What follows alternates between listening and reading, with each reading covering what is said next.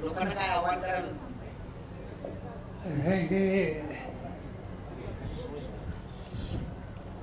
असा एक आगळा वेगळा असा सुरू आहे.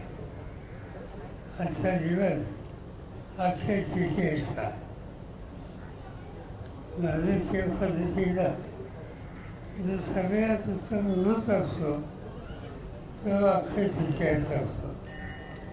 आणि अक्षय तृतीयाच्या दिवशी आज ठाण्यामध्ये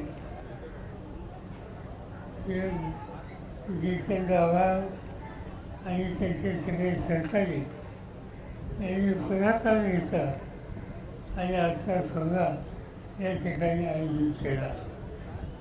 हे मंदिर, त्याचं हे वास्तुशिल्प, त्याची कलाकृती ही बघितल्याच्या नंतर एक क्वचित बघायला मिळेल अशा प्रकारची ही कलाकृती या ठिकाणी केलेली आहे.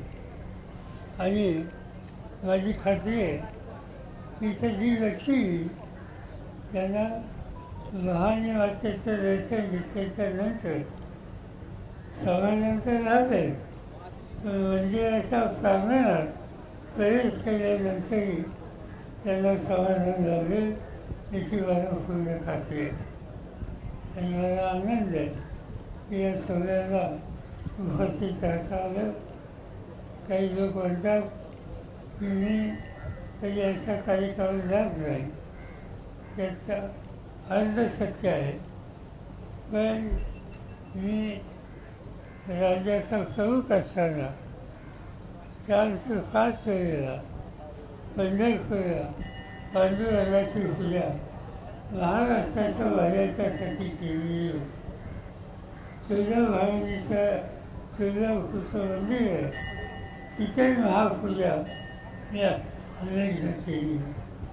आणि त्यामुळे आपल्या या संदर्भाचं प्रदर्शन करू नये, पण जे काही आपल्या अंतःकरणामध्ये असेल त्याचं प्रदर्शन न करता ते अंकित करण्याची भूमिका घ्यावं या भावनेनं आणि श्रद्धेनं आज मी, माझी पत्नी आणि आमचे सगळे सहकारी या ठिकाणी उपस्थित आहोत.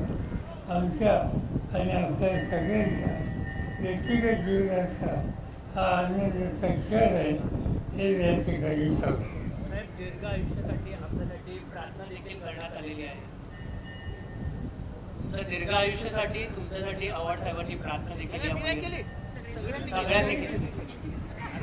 तो विधी होता. आव्हानाबद्दलचं काय सांगतो? भाऊसाहेब, राज्यामध्ये सध्या ठाकरे बंधूंच्या एकत्र येण्याची चर्चा सुरू आहे. तुम्हाला काय वाटतं की ह्या दोन ठाकरे बंधू एकत्र आले तर राज्याच्या राजकारणाला एक नवीन दिशा मिळू शकेल? असा भय पवित्र संमेलनामध्ये आहोत. या पवित्र संमेलनामध्ये राजकारण आणू नका, राजकीय प्रश्न आणू नका. कोण कुटुंब एकत्र येत असेल तर आनंद आहे, परंतु त्या संबंधीचं भाष्य करण्याचा असा प्रसंग नाही. सध्या देशाच्या राजकारणात आणि सर, सध्या युद्धाचे वारे वाहू लागलेले आहेत. दुसरीकडे आपण गेल्या वेळी जे वक्तव्य केलं होतं त्याच्यावरून अनेक वाद मिळाले, अनेकांनी आपल्यावर टीका केली. आपण अजूनही ठाम आहात की आपलं फक्त पहलगामबद्दलचे जे हे होतं काय म्हणजे टीकेचा विषय काय होता? टीकेचा विषय काय? कशासाठी टीका? पहलगामबद्दलचं जे वक्तव्य होतं, काय काय होतं? संदर्भातलं जे वक्तव्य होतं नाही, काय होतं? धार्मिक हे बघून गोळीबार केला नव्हता. असं आहे की जे काही पहलगामला झालं हा माझ्या मते हा या देशावरचा हल्ला आहे. त्या व्यक्तीचे कुटुंब त्याच्यामध्ये शहीद झाले, त्यांनी ही देशाच्यासाठी किंमत दिलेली आहे. आणि म्हणून इथं धर्म, जात, पात, भाषा या गोष्टी आणायच्या नाहीत. हा भारतीयांच्यावर हल्ला कुठल्या शक्तीचा होत असेल तर देशवासीय म्हणून कशाची अपेक्षा न करता आपल्याला एकत्र राहावं लागेल. मी जाहीरपणाने सांगितलं की देशाचे प्रधानमंत्री आणि अन्य सरकारी यासंबंधी जी जी काही उपाययोजना करत असतील त्याला पूर्ण सहकार्य आम्हा सगळ्यांचं आहे.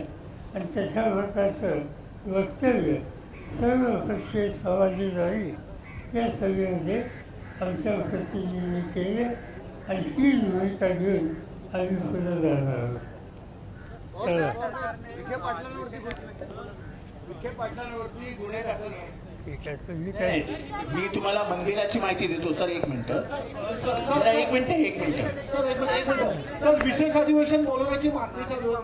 काँग्रेसने केली आहे. राहुल गांधींनी विशेष मागणी केली की विशेष पवारसाहेब, पवारसाहेब. बनवलं जावं पहलगाम धर्तीवर. पहलगामच्या पार्श्वभूमीवर माहिती विशेष अधिवेशन एक मिनिट फक्त तुम्हाला मंदिराची माहिती देतो. विशेष अधिवेशन बोलवण्याची मागणी आमच्या काही सरकारांनी केली. या प्रश्नावर सगळं देश एक आहे, सगळे पक्ष एक आहे, सगळे समाज एक आहे. हे आणि हा संदेश विश्वाला पाठवण्याच्यासाठी स्पेशल अधिवेशन हे उपयुक्त ठरेल. एबीपी माझा, उघडा डोळे बघा नीट.